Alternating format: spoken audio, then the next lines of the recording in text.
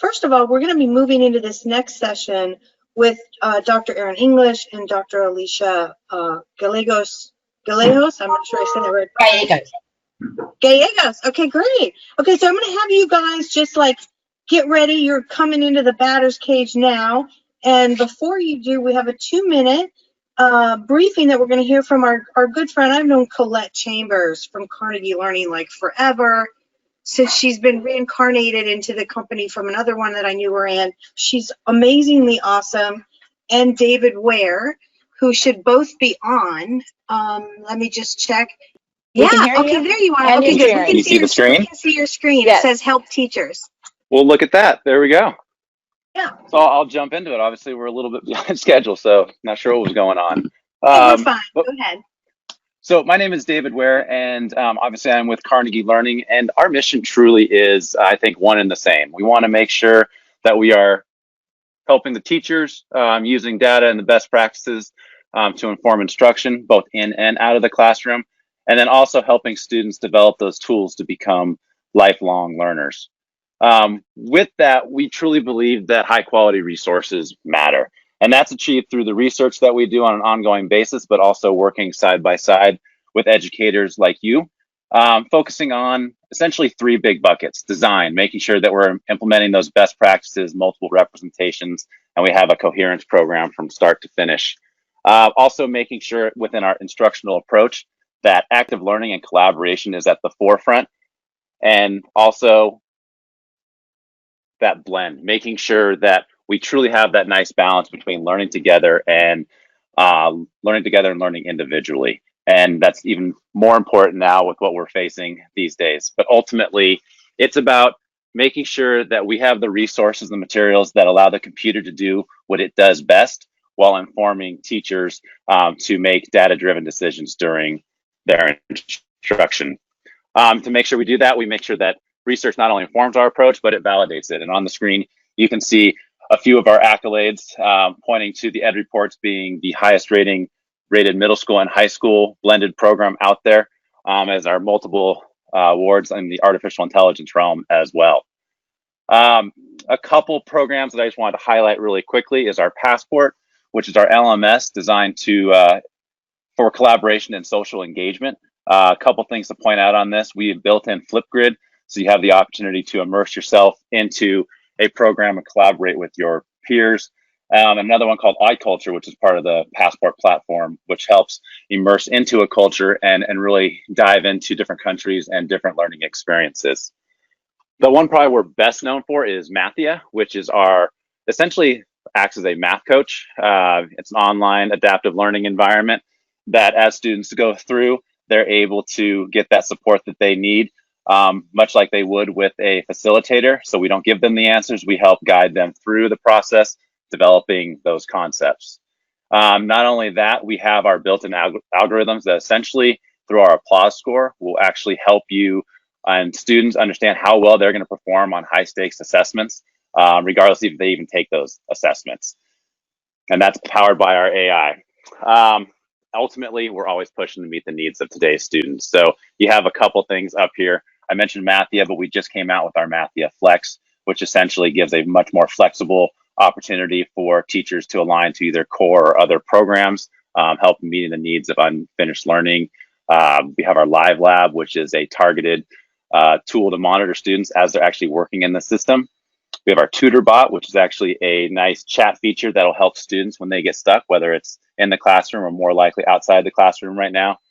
And we have our readiness assessments or readiness checks. And actually, that's been our most exciting thing lately that we've been working on with MDTP in order to really address readiness at the right time. So all that being said, we're ultimately in this together. We want to be able to connect with you. So hopefully after this call, we'll be able to reach out to some of you and learn more about Carnegie and see how we can help. So thank you for your time. Yeah, thank you guys. I think we're on deck with you guys for a couple more minutes, a little bit deeper dive in the next hour. But we want to call now, and thank you, Colette, too. And Colette, super proud of you guys. I've been talking to State of Texas about you guys lately, so get into that a little bit later. 267 districts or something like that you're in rollout for. It's huge. Anyway, congratulations. Okay, so I'm Thank going you. to move on to Dr. Alicia Gallegos Butters. I hope I said it right this time. I'm kind of not really good at remembering everything. And a longtime friend, Dr. Erin English, super proud of you guys in your district. So let's get going with this discussion, kind of related to what you're doing. And I'm going to go back and share my screen so we can have your pictures up and have this conversation going. Where do we want to start? Dr. Butters, you've been working on a lot of stuff from what I hear. So let's get started into what happened after quarantine and everything that you guys started to go through, because you went through a lot of shifts quickly. Mm-hmm. We did, and first, my colleague, Dr. Erin English, is going to kind of give a basic overview, and then we'll dive into how we went about making this big transition and change. So, Erin. Well, thank you, my friend.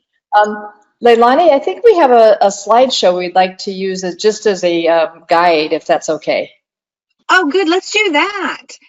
Okay, so Yeah. I need to give you, I need to get away from your beautiful pictures I just put up.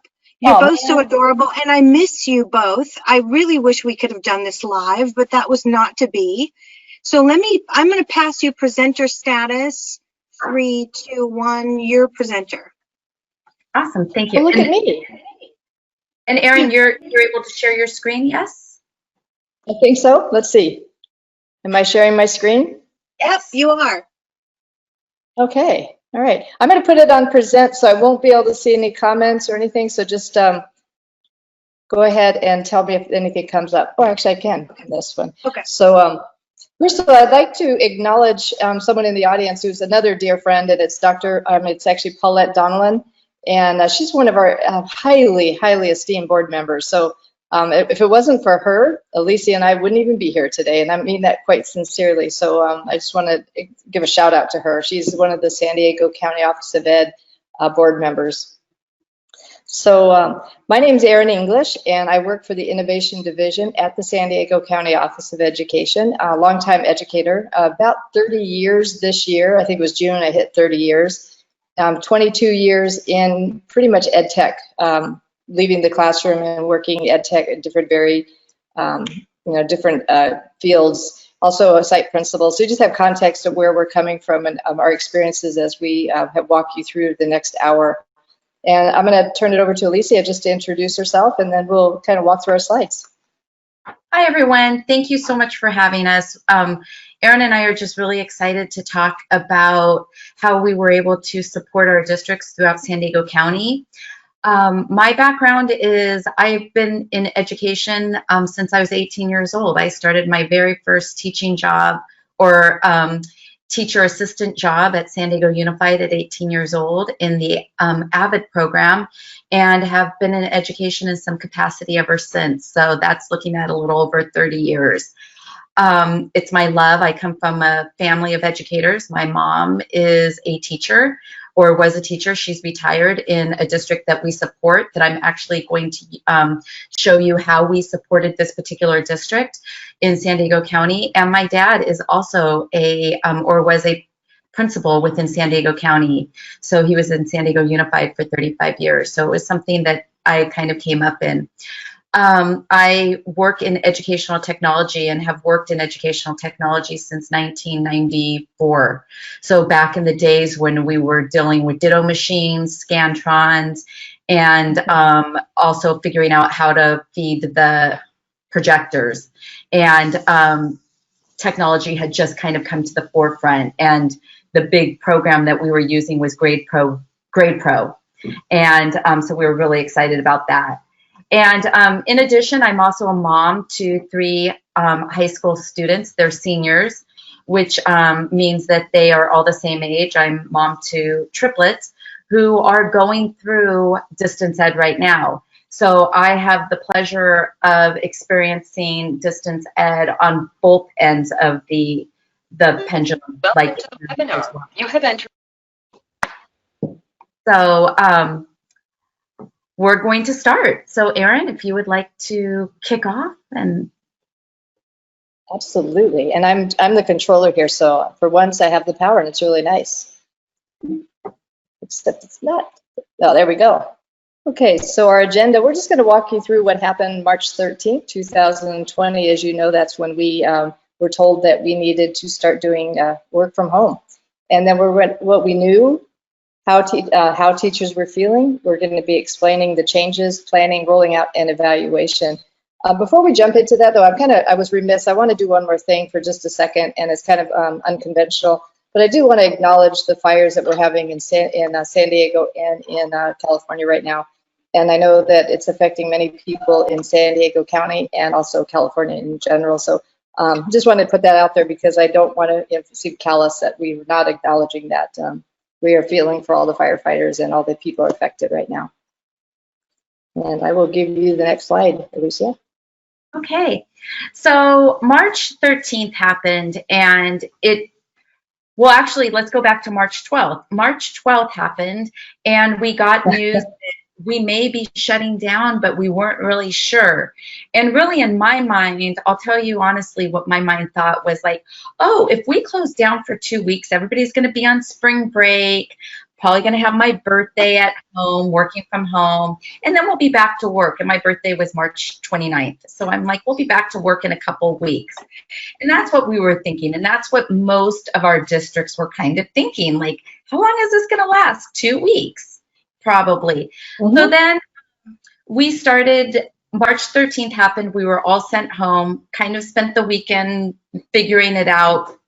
Literally, March 22nd, we started getting phone calls from districts, and we started realizing this was not something that was going to resolve itself within the next few weeks. We were looking at that time, probably about a month. We knew that spring break, this was going to happen last spring break, and probably we started thinking it might be going on till the end of the school year. And so our district started calling us. But what we also noticed was that teachers were beginning to feel bombarded. All of a sudden, they were getting tons of emails from companies that they had worked with in the past, or parents or students, what's going to happen, community members. And so this slide, we like to really show that they were beginning to think, what do I use? What technology do I use? How do I go online? How do I teach online? And they were feeling kind of at the crest of a wave and not really knowing what support was out there. And at that point, our small division of innovation at the San Diego County Office of Ed, we had to rally because we have 42 school districts. 43 if you count our juvenile court and community schools that we support internally. So we realized we really have to rally. And we had to help our teachers start to weed through a lot of the noise. And we had to help them really start to organize. What are some of the things they know? What do they have a learning management? And what are some of those other tools that they have and how to use those? Erin, anything you want to kind of add about that? Yeah. The other thing I wanted to add is that we also had to assess our own division and find out who had skills in doing what.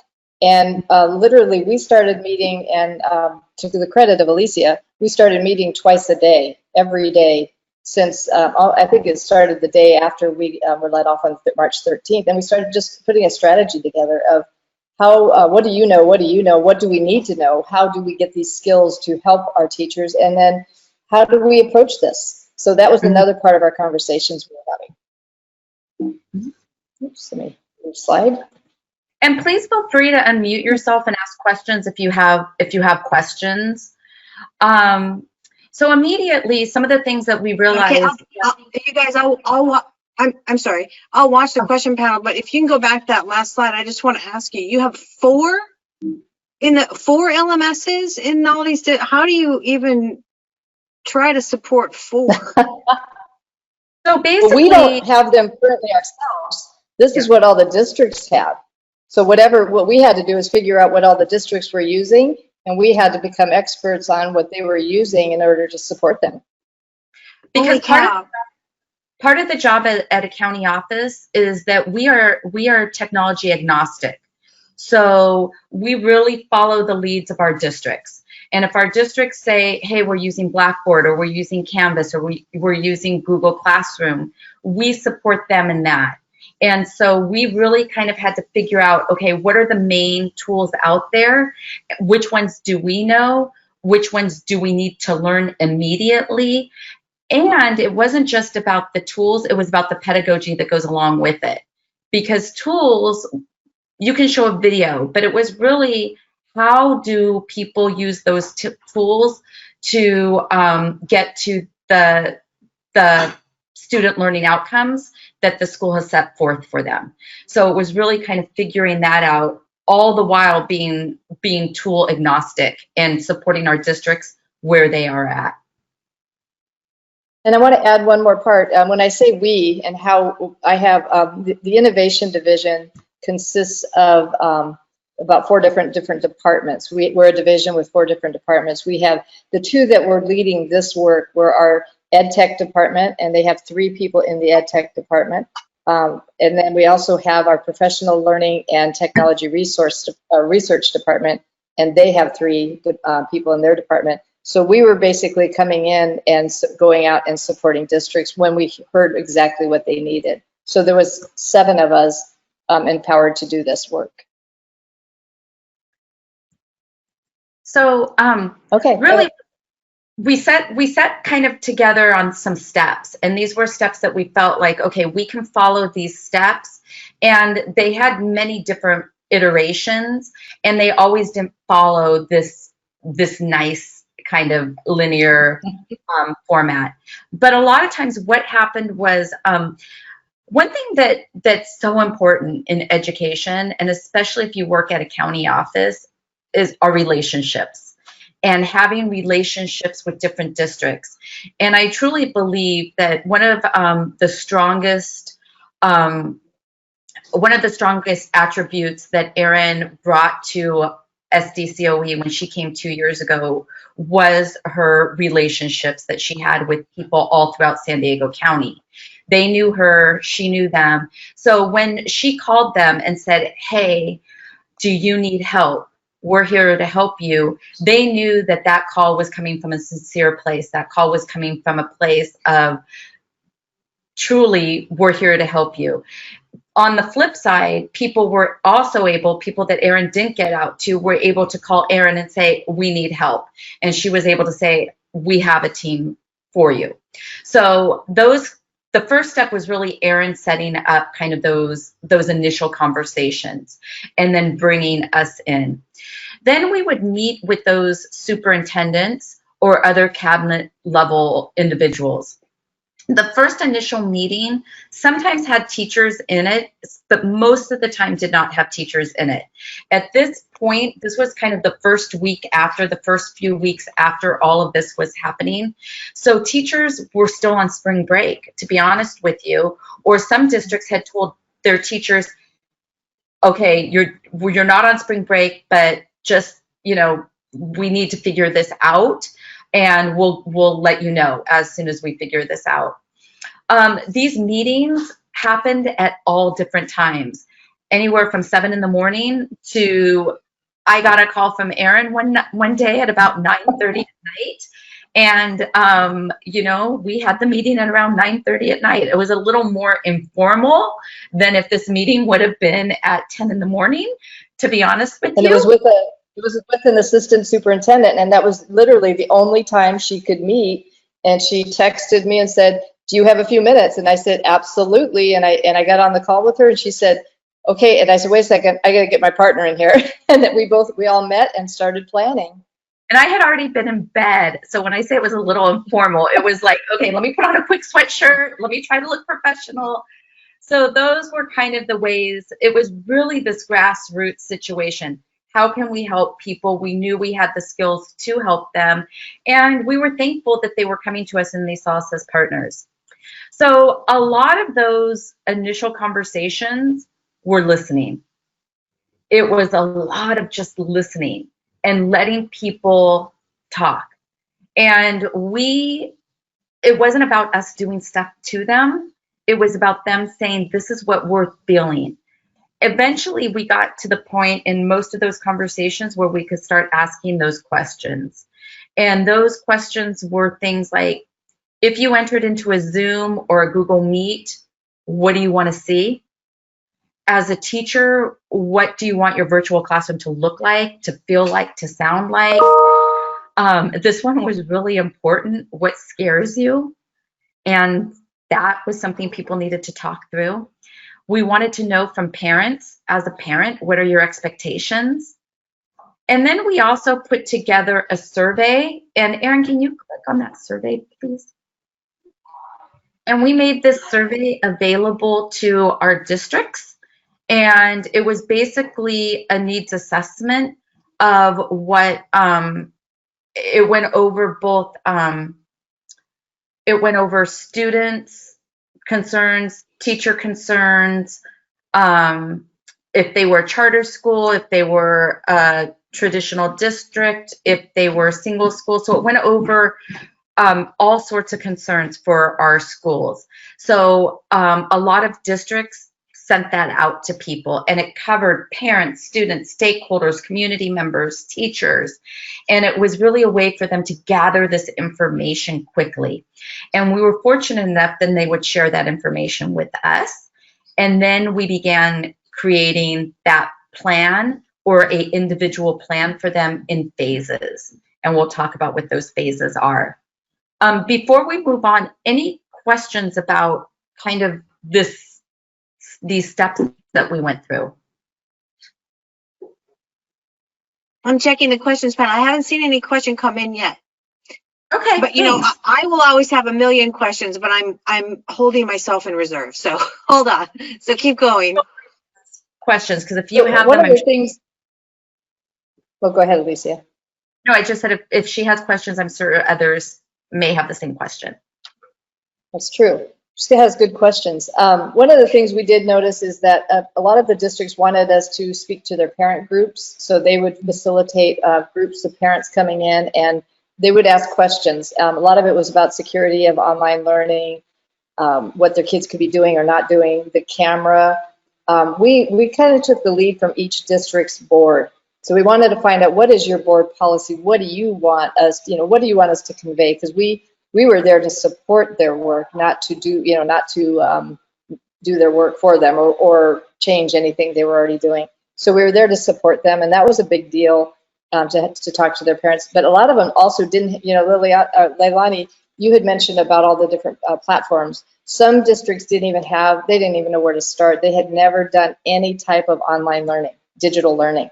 And so we were even approaching in that case of, and a few of them wanted to go big ticket and buy the biggest platform. And we were like, whoa, wait a second, wait, because they'd have to learn that in a short amount of time. So we were just helping them navigate all these phases. Very true. And can I just ask you something about that? So first of all, two-part question. So that means you guys had to triage, because there were some patients that were basically bleeding out, right? Mm-hmm. Nothing. Yep. And then other ones were like, yeah, we're fine. It's just a flesh wound kind of a thing, right? And it's going to be fine. Second part is, was there ever any talk about just having one district buy more licenses and share, like to a second district? Just go, okay, I have Blackboard or I have Canvas or Schoology. I'm just going to open up. So the way that the county office works is that at a county office, we support 42 school districts, and each district has their own individual board, and they're their own individual entity. So if a district were to enter into that, and we do have some districts that are very close to each other, so one will do the K through 8, and then one will do 9th through 12th. That would be a conversation between those two districts. That wouldn't be the role of the county office. However, we do at times do consortium buys, or we work on consortium buys for districts. And we've done that in the past with our student information system, where we support a student information system called Synergy, and we have 42 different entities, not districts, but entities. So it could be charter schools or et cetera on Synergy, and we do that so they can get a better price for using it. So there are sometimes consortium buys. During this, we did not broker anything like that. Honestly, there just wasn't enough time to even think that way. And it was really up to each individual district and their superintendent and board. Okay, so what about the triage? Oh, I'm sorry, go ahead. There was a couple situations where people looked into jumping into our Canvas accounts, and we did have a very, very small districts that had, there was a couple of very tiny districts that just needed a few accounts, and I believe that we're working, that was between them and Canvas and whoever at our county was helping negotiate their deal with that. But as far as the big districts, we didn't get involved in that kind of brokering. Yeah. And like one of the things that is very important at the county office is that we are definitely user agnostic. So we don't have a favorite that we would push people towards and say, use this or use that.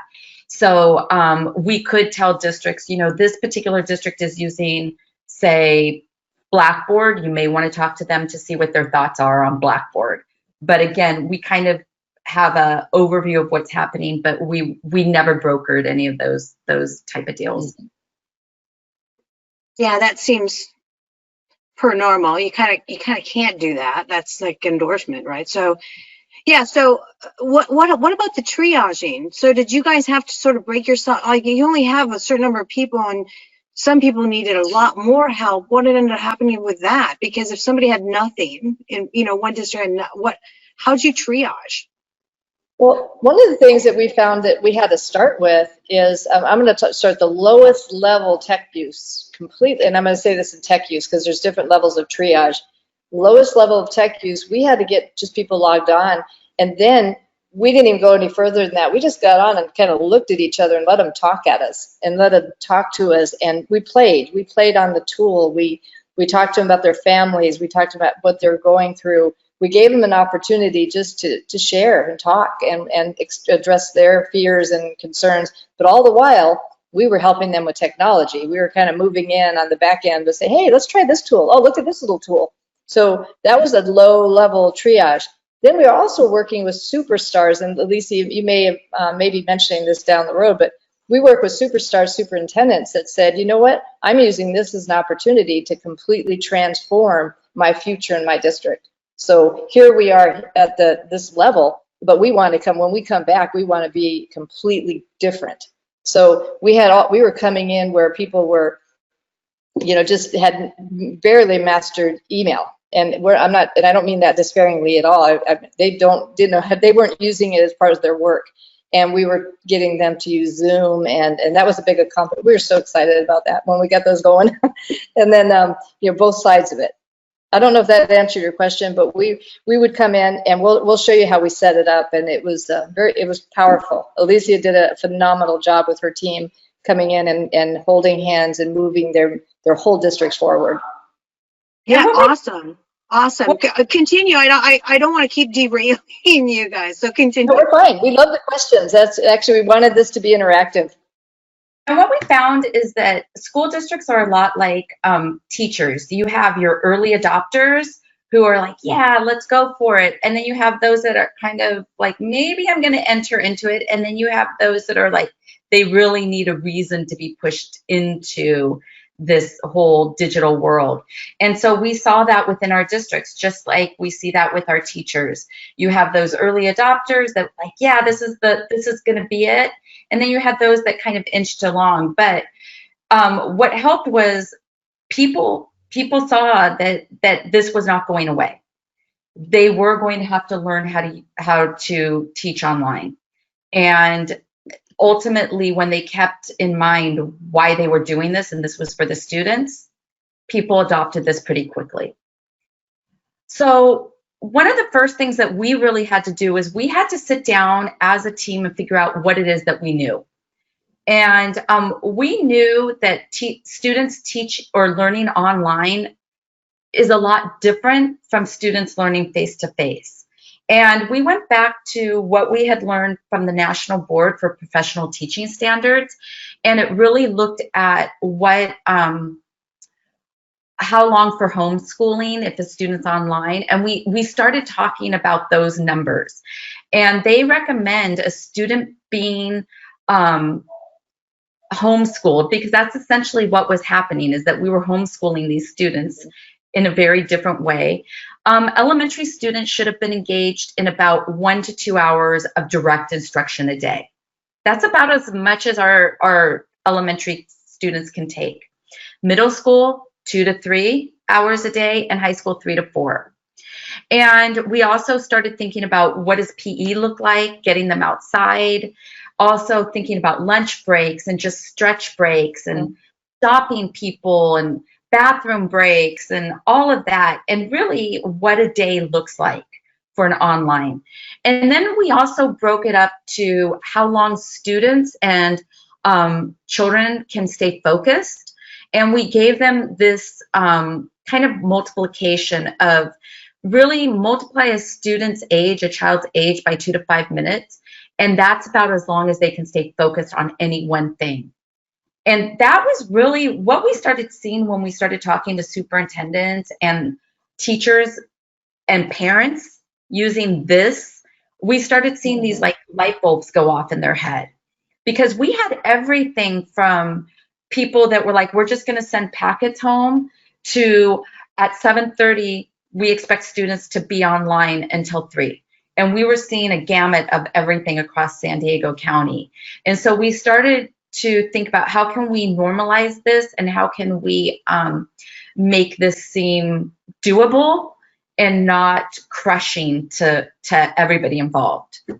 So this is where this slide, I was going to say, this slide was the one slide that just put people were so relieved. And they asked us, can you send us that slide so we can show our parents? Can you send us that slide so I can initiate a conversation somewhere? So this slide really alleviated a lot of the fears that were out there.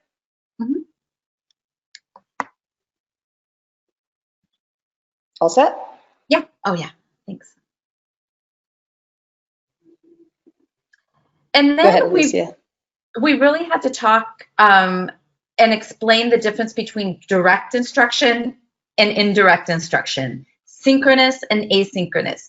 That was something that our teachers and our administrators, they really hadn't explored as much. And if we would always say, remember about 3 or 4 years ago, everybody was talking about flipping their classroom, and people were like, yeah. We're like, that's kind of the same concept, flipping a classroom. So we started asking people to think about what type of things needed to be direct instruction. And this also went to the administrators. What type of things did you need to do direct? And that was synchronous. And what type of things could be indirect, asynchronous? What type of things could you maybe do a screencast on and present that asynchronously? And it became almost like an eye-opener to people. You mean I don't have to be online all this time? And we would say, yes, go back to that slide before and think about, you know, the direct instruction versus indirect instruction. And people started getting it, and that started eliminating some of those concerns. And really, these were still conversations at this point. We hadn't started any of our professional development or professional learning with our staffs. We were just kind of still having these conversations, and we started talking about these instructional shifts and what those look like.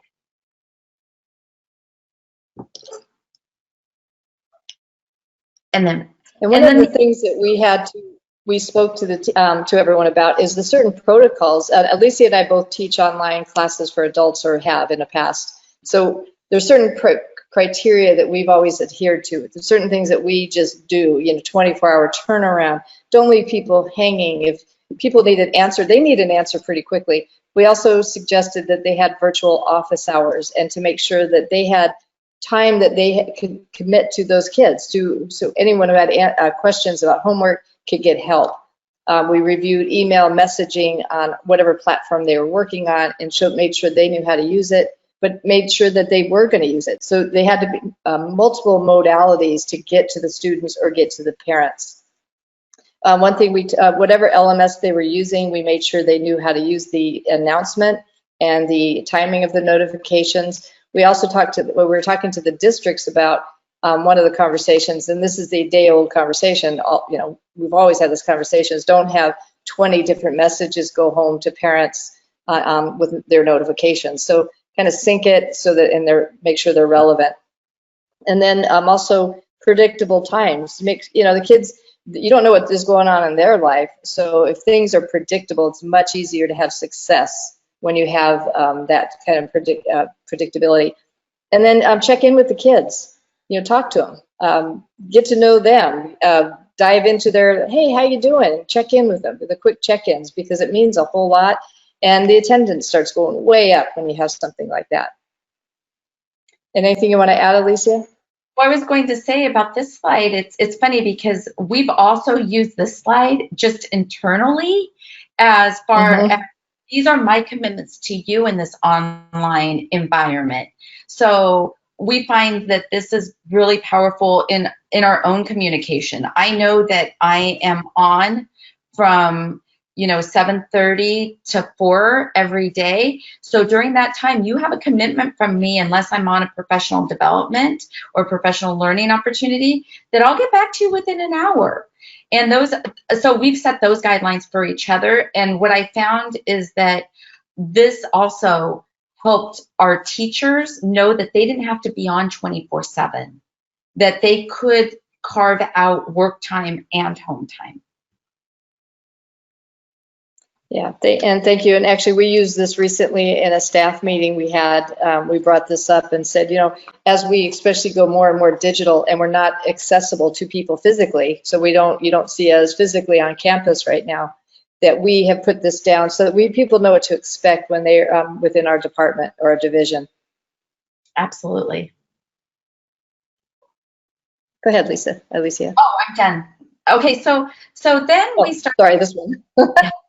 So then we started thinking about the lesson flow, and we really broke our lesson flow up. And again, we haven't gotten into the professional development or the professional learning quite yet. This is still us doing our planning. But we started thinking, what would a lesson flow look like for our teachers? And this was kind of the most basic. This is where we got our teachers started. And it really looked like you want to do that direct instruction.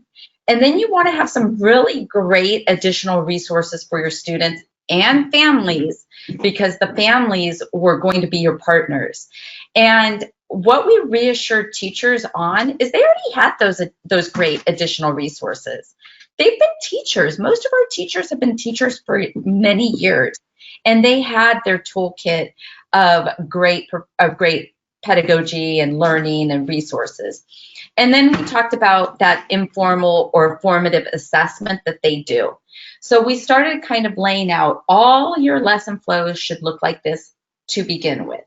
And this was the beginning. And then we moved to part 2.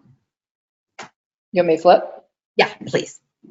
The informal assessment was actually one of my favorite workshops, and it was eye-opening to when we finally got to it, when we were actually presenting it. It was eye-opening because everything can be an informal assessment when you're especially when you're digital.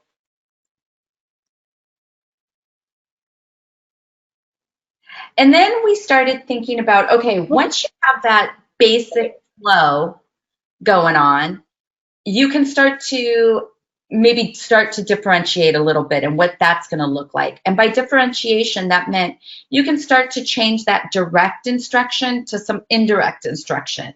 You can start varying the additional resources. So if you're a teacher and you know that students, you're always going to have a handful of students who have a problem with multiplication, you can have some different resources for those students. If you know you're going to have a group of students who are going to do great in multiplication and you want to start moving them on to division, you could have some resources for them. And then again, you can start to vary that informal assessment. So we thought, okay, we're going to get them on that first flow, And now we're going to start advancing them in that lesson flow, showing them some new techniques. And once they have this, then we can move into the third type of a lesson flow, which is our next slide. And this one Do you want to show any of these videos, Alicia? No, we're good. Thank you, though. Okay. Yeah. Go ahead.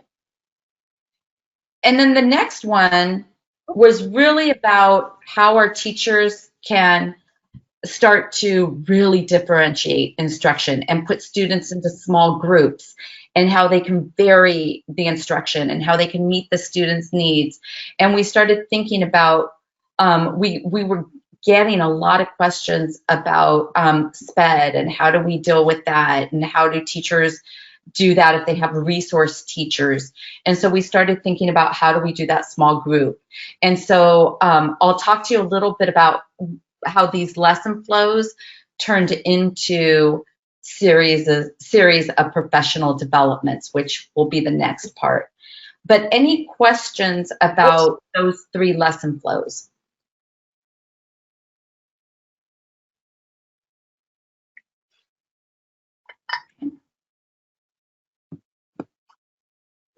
All right. So then we started thinking about the PD flow. Actually, you know what? I think I moved the slides thinking they would go better, but I like can we go to the next slide, please? And I'll come back to this slide. Sure. Thank you. Okay, so then we started thinking about, let's teach some of those basics so the teachers could do that, just that first initial lesson flow that really, you know, here's the direct instruction, here's the additional resources, and here's the assessment. So if you click on, we started by teaching some of the basics, if you want to click on that. Mm-hmm. Another one of my favorite pages. So what this is the items that are highlighted in green were some of those basics that we started teaching. And these were some of the things that we thought, okay, everybody's going to need to know if they're going to be online. They were transitioning to online. We started every district on that. And I'll show you that slide deck in a minute. We started every district on that. We found that most of our districts were working on Google Classroom. So we started with Google Classroom. A lot of our districts were doing Google, and we knew we needed to get them at those basic skills for Google Drive and Docs. And then we also wanted to introduce them to slides and drawings. So we had these basic things going on for them, and really started building around those. And everything we did had pedagogy attached to it. So it wasn't just, you're going to learn how to use Google. It was, you're going to learn how to use Google as it relates to your classroom. So bring one of those lessons that you've already done, and let's now integrate it in. And while they were learning Google, they're also learning Zoom or whatever platform or Teams or whatever online video platform they were using. So we're also teaching them the different tricks and tips of what we were using to broadcast. Mm-hmm. Absolutely. So if we go back to the slide deck. Okay. So every district that we worked with got their own plan that we created. And if you click on the example plan, so they each got their own plan, and they all looked like this. And basically, it would have the week, it would have what the training was. They would click on it, we would record everything so they could go back to it, and we would give them the slides as well. Each of those trainings were about an hour, hour and a half, and then we held office hours for them afterwards. So everyone had that individual plan. And we really, as a team, felt very connected to our teachers in our districts. We got to know them. We knew their skills. We had ones that came back over and over again.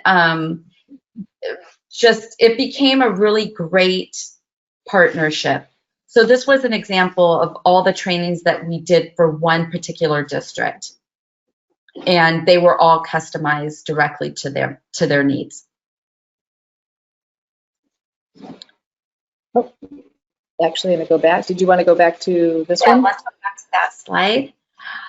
And then No. one of the things I want to point out too, during those sessions, so you saw the sessions that she created, and then you had the times, and so typically they were about an hour. In that session, was typically 2 or 3 of us in with the teachers. So one person was actually presenting, and then 2 of us would be online with the teachers but we didn't just watch the chat. We watched their faces. We watched their body language. We watched when they started having meltdowns, and we would swoop in and say, oh, let's do a little breakout room. And so we would take the people that were struggling and put them into a room and have a conversation with them and help them individually. Or we would set up a time for them afterwards, and we would meet with them to address their needs. So it was a multi-level approach to training. It wasn't just putting one person in front of somebody to facilitate and moving on. We were interacting with all and answering questions as the chats were coming in. What we did notice is that as we started getting to know the people and the teachers, they started helping us. They started answering questions, and they started interacting. They started sharing what their successes were and their pages and things they were building, and it was hugely interactive. So true. So this is an example of Rpd Flow that we had with them. And so it starts with the basics, and I'll show you some examples of what we did with the basic. And then it moved to the pedagogy, and that was always so important. And so that became like small group instruction, building your online presence, authentic feedback. And then it really went into that customize and creation, and that became like design thinking, growth mindset, global learning. One that we're creating right now, and I just put it in there, is called Education 101. And we really kind of thought of creating that just for the parents, because we also support some districts, as Erin mentioned earlier, have us supporting parents. But this one I'm especially proud of because it's for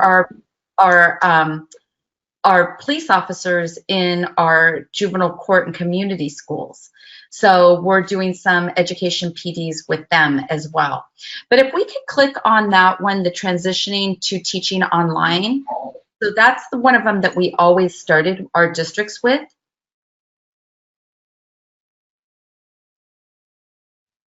You want me to change? Okay. Oh, no, if you could click on the one, oh, no, if we could go back, sorry, go back. Go back Okay. one more. If you could click on the first one. That one? Yes, that one, please. Sorry. Oh, no worries. I get distracted. There's people were walking around my house. Wait a minute. I got distracted, sorry. So this was one of the first ones that we always started with, and it went over a lot of those situations that we just spoke about, and it really, teachers felt very relieved when we did this, and we gave them a lot of think time. So we really walked them through what we asked them to really think about what their classes look like and what would happen, and you know, what things could we cut out, what things did we need to keep.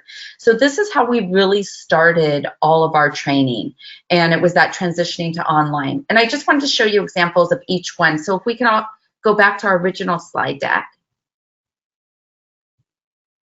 Oops. Sorry. That one. And then if we could click on, go back, please. Yeah, if we could click on the small group instruction. It's on the next, the pedagogy.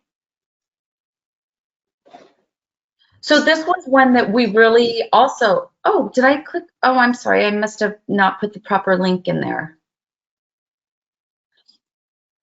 That's okay. If you have it, you can send it. You want to send it to me and I'll do it, put it on? Let's go ahead and then, no, let's try it again. Small group instruction right there. Yeah, let's see. No, it didn't. Okay, I put the wrong link. I apologize. No problem. So that's another training that we did that is always hugely popular, and that's one that we see people becoming very, very happy about. Like, oh, we can do small group instruction. And what we do is we show them how within each group, you can differentiate that instruction, and people really enjoy that. And then we then, and I won't go into it because we're running out of time, but we also then go into design thinking and what that looks like and how you can do design thinking online.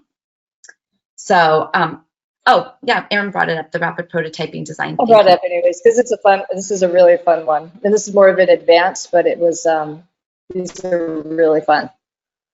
Yeah, we like it. And our teachers like it too, because that's the type of thing that they felt that they would not be able to do online. And we allow them the option of dreaming big. And they're like, I can do that. That's awesome. So they understand that. The other thing that I want to say that we were also doing behind the scenes as well is we were also, we run LEC, which is Leading Edge Alliance. And so what that is that's been going on at the county for the past 8 years. 8 years I've been involved in it. And we're part of the Leading Edge Alliance consortium. And it's many of our county offices throughout San Diego County are in that. Since March 13th, we have enrolled over 1,000 teachers within San Diego County in our LEC Flex to learn how to teach online. So that is another component that's been going on under kind of the current. The other thing that we've also been doing is that we have about 150 students going through the course that is taught, and it's an 8-week course.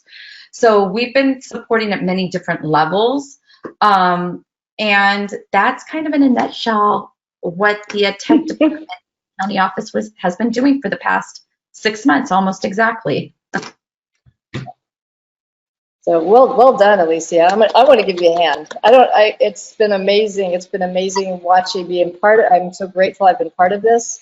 I'm grateful for our morning meetings that we meet and we talk about what are we doing today, dissecting it, how we've approached different districts, the sensitivity that we have brought to the table and said, okay, this is how we need to approach this one. It's different than that one. And also all the situations that just came up, and it's always been, okay, let's go do it. And it's been fun. Yeah, we've had some different ones. I think my most challenging one was one that we did recently, and it was for our own school, Davila, which is our school for our hearing impaired students. And we had to figure that one out, and that one learn differently. We had to learn what they needed, and that was a whole other side of it. Yeah. So Leilani, do you have any questions that you could ask us, or anything else you need? Yeah, I want to just say congratulations. You know, we talked early in the spring, didn't we, Erin? We had you on a different webinar that was national in scope. This one's more regional, and I remember, you know, there was a lot of stuff going on. It was like a hurricane over there for you guys, and to see you have come this far, and you've probably gotten, I don't know how many thousands of teachers across all these districts, you know, locked and loaded, basically. Can you?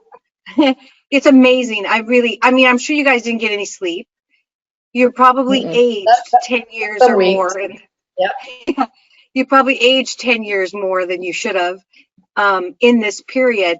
I'm just interested in what are you guessing the percentages are for having gotten everybody sort of in a ready mode? If you sort of do a global search in your mind across all your districts, what do you believe your readiness mode is about now? I think our districts are prepared. I don't want to say it's only because of the San Diego County Office of Ed. I think our teachers in San Diego County rose to the challenge, and I think our superintendents led that charge. I think my team at the county is just a small team, but it was really a group effort of all educators within San Diego County. I do think they walked into the classroom prepared, but what I don't think is that they were prepared for what the past 2 weeks had.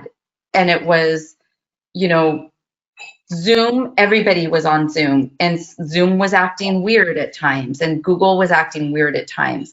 We didn't anticipate having wildfires go through some of our rural communities, and that's happening. And so I think, yes, they were prepared, but are we ever really prepared? And that's this new world we're in. We could only be so much. So I think our I can speak. Oh, I didn't mean to cut you off, Alicia. Go ahead. I want to give a personal example, and I'm not going to name the district because, you know, it's personal.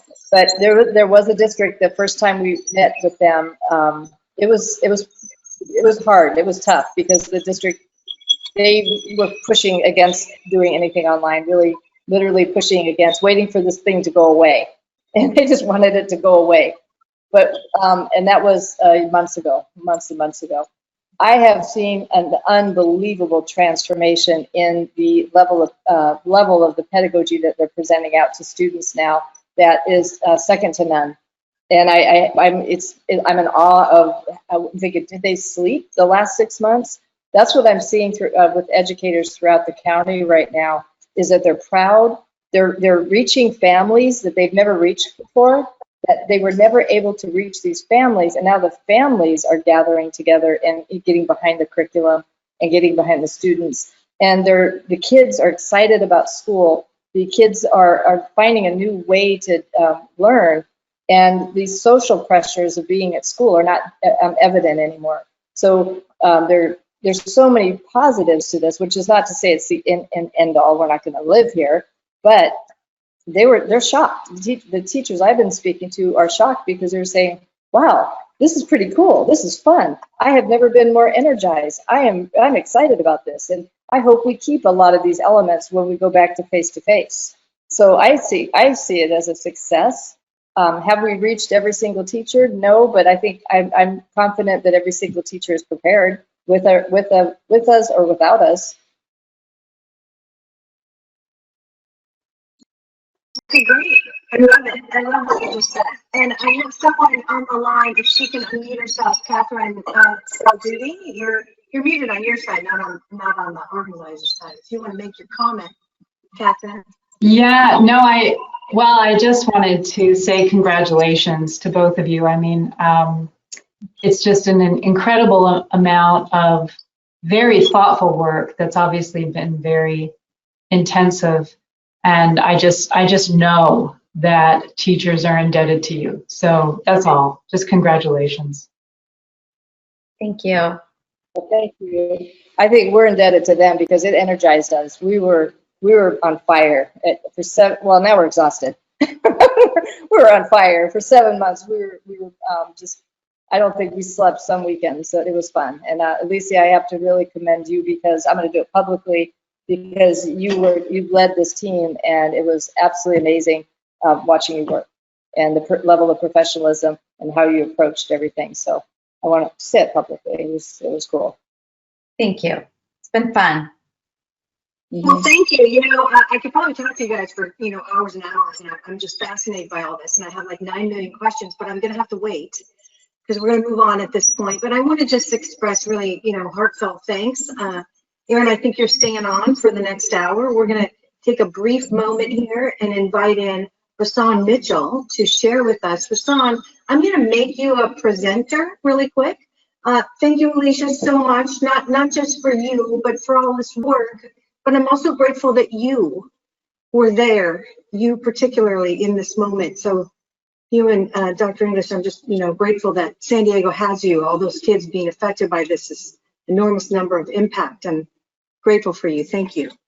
Thank you. Happy to share what we've done. Thank you. Okay, Bye-bye. so all right, bye-bye guys for now. Okay, so Rasan, I'm making you presenter. Over to you if you want to share. You have the yeah, there you go. Okay, good. We can see your screen. Perfect. Well, thank you very much. I really appreciate it. Thank you to everyone who stayed on to listen to my 5-minute talk. But my name is Rasan Mitchell. I am the Senior Account Executive for Carnegie Learning. You heard from my colleague, David Ware, about an hour ago. I wanted to start by reading a testimonial that we have from one of our partnering districts, and you're actually going to hear from someone who works with her very closely right after my time. But I want to just read this to you quickly about how Carnegie partners with districts in the area. Carnegie Learning has leveled up the way we approach instruction in Pasadena, USD, not only because of their quality curriculum, but because of the extraordinary way they partner with our teachers and us. It's been nearly 5 years, and we work with them as frequently as if this were an implementation year. Carnegie Learning always thinks ahead to our text, innovative steps, and supports us to get there successfully. This was a testimonial by Helen Shanhill. She happens to be the Director of Curriculum and Instruction and Professional Development in Pasadena, USD. I thought this was appropriate because in today's climate, with the shifts to virtual learning and not knowing when we're going to shift back to traditional learning, it's important that districts find a true partner who is in the trenches with you and finding solutions with you, and also developing solutions ahead of what you all are doing internally, because we know how busy you are. Let me get to the next slide. One of the things I wanted to start off by highlighting, and I know David did earlier, is that Carnegie Learning's Ed Report scores were pretty much unprecedented. We've had the highest scores in middle school and high school ever recorded, and almost perfect scores in all 3 gateways. I think this is important as well for districts when you all really don't have the opportunity to make a wrong decision. This is a climate where, we just don't have time to waste. And by knowing that you're getting a quality and proven program ahead of time is extremely important. The only thing I really want to talk to you all about today is the software component of our blended solution that was studied by Ed Reports. It's called Mathia. And the theme of our software is we want you to view it as being part of your instructional team. So how does this work? Mathia mirrors having an online tutor in real time for your students. We know during distance learning, as well as during traditional learning, there are times where the teacher just can't meet with every student one-on-one. That is where our software comes in. You all are probably familiar with other softwares such as iReady and Alex and Khan Academy. Those are practice softwares. Mathia is what we call a learning software. It adapts at the problem level. It adapts at the prompt level instead of the problem level like those other programs. And what that means is that as students are working through the problem, we're going to stop them the actual moment they make an error. One of the most frustrating things for students is to work through an entire problem, realize they got it wrong, and have no idea where their mistake was made. Well, we eliminate that. The second a student makes a wrong choice, we stop them and we identify that and we correct it, because we don't want students practicing problems incorrectly. We want to address it in real time. This has been very important during this time where there's so much unfinished learning from last semester. A practice software won't necessarily give students and teachers what they need to address where the unfinished learning is. Whereas if you have a learning software, we're able to not only provide that grade level instruction, but also focus in on the unfinished learning as well.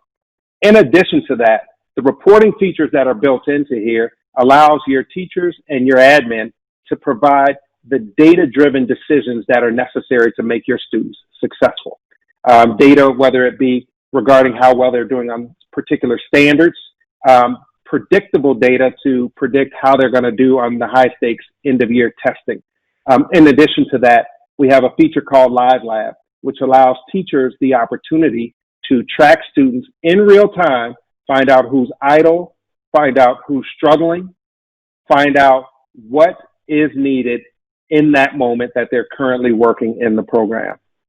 And so that's the communication tool that is developed between the software and the teachers that allows teachers to make at the moment real-time decisions.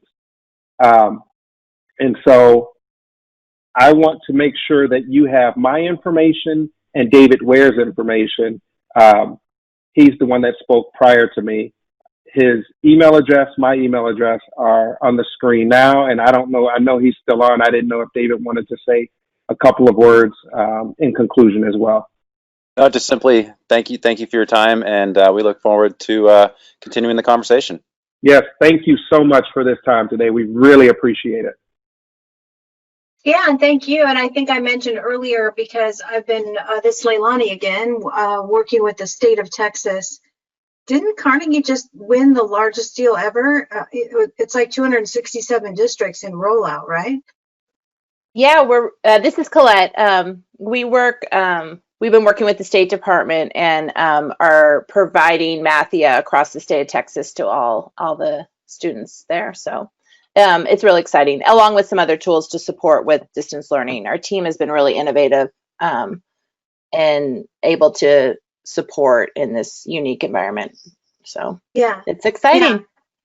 Yeah, it's super exciting, and I'm very excited for you because I've been working, like I said, really closely with the state of Texas on their That's great. master moves and what they're doing with their whole architecture. You guys are a big piece of that. There's other pieces, but that it's a big deal, especially for the really tiny districts, that were left sort of out in the cold a little bit, like Absolutely. that's happened in other states and even in California. So exciting. So thank you guys for sharing. Thanks for being here. Thanks for doing your thing and getting kids learning all over America. It's awesome. Thank you for having us. Yeah, thanks for being here.